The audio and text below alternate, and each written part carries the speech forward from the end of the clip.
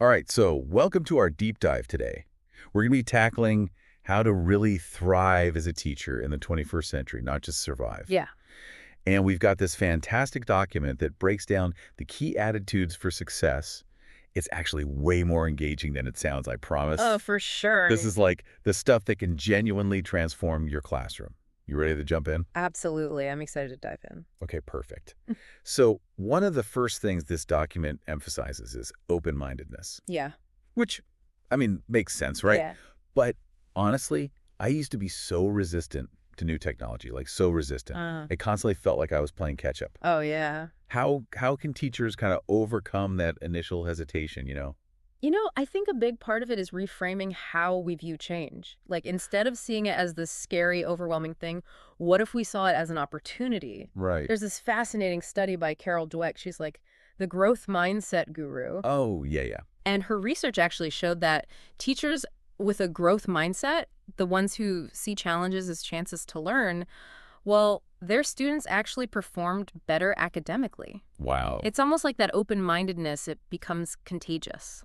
That's amazing.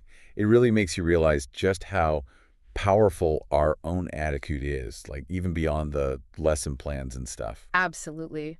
And you know what? This idea of open-mindedness, it leads right into the next big thing, collaboration. Elaboration of You know that old image of a teacher working all alone in their classroom, like shut off from the world? yeah, in their own little silo. Exactly. That Yeah. just doesn't cut it anymore, especially in the 21st century. For sure. Yeah. And this document even talks about collaborating with students and with parents, not just with colleagues, which I thought was interesting. Yeah. So what are some practical ways we can actually break down those silos? I mean, like concrete stuff. Okay, so picture this. Project-based learning. Okay. The students are working together on this, like, complex challenge. It could be anything, really. And they're drawing on expertise from outside the classroom. So maybe you have a local scientist Skyping in to answer their questions. Wow. Or maybe parents can come in and share their professional skills. It suddenly turns learning into this dynamic, collaborative experience. It's not just, stuck in the textbook anymore. I love that. But Yeah. speaking of dynamic learning, this document is a huge advocate for innovation. Mhm. But it's not just about being like techie, right? No, not at all. I mean, technology is a tool, but the real key is fostering mindsets that drive innovation. Like creative problem solving, critical thinking, those are the skills that matter. Totally. I was observing a teacher a while back, and she had her students design a mobile app to solve a community problem. Oh, wow.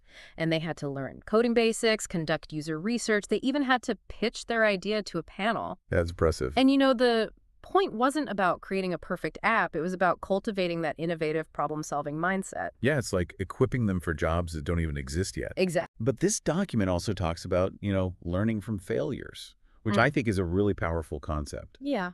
But it can be tough to put into practice, especially for us teachers. It's easy to feel like we need to have it all figured out. I know what you mean. It can be really hard to embrace those moments when things don't go as planned. But honestly, those are the moments where the real learning happens for both us and our students. It's Right. like, think of resilience as this muscle that gets stronger every time you face a challenge and bounce back. A resilience muscle. Okay, yeah. And I mean, I've definitely had my share of teaching fails. Like, I remember one time I was teaching a lesson on fractions, and it was a disaster, just a complete bomb. But you know what? It forced me to rethink my entire approach, and I actually ended up developing this whole new activity that ended up resonating way better with the students. So even that, like, initial failure led to something positive. Exactly. And it probably made you a more resilient teacher in the long run. Right. Oh, absolutely. It's all part of the process. Yeah. And you know what? That resilience, it really ties into another crucial attitude, empathy. Empathy. Okay. The 21st century classroom, it's more diverse than ever before. Yeah, absolutely. Students are dealing with all sorts of challenges outside of school, things that, maybe we didn't have to think about as much before. Yeah, for sure. And all of that, of course, impacts their ability to learn. Right. I'm curious, though, how can a teacher balance that empathy, Mm-hmm. with the need to still cover all the material and maintain some order in the classroom? That is the million-dollar question, isn't it? Yeah. I think a big part of it is creating a classroom environment where students feel safe to share their struggles, like where they know they're not going to be judged. Yeah. And sometimes just simply acknowledging those challenges can make a world of difference. Right. And when students feel understood, they're way more likely to engage and thrive. It creates that sense of trust and connection, which is so essential for learning. Okay. So we've talked about open-mindedness, collaboration, innovation, empathy, resilience. Hmm. Now, this document highlights one last attitude, and honestly, I think it's the most powerful of all.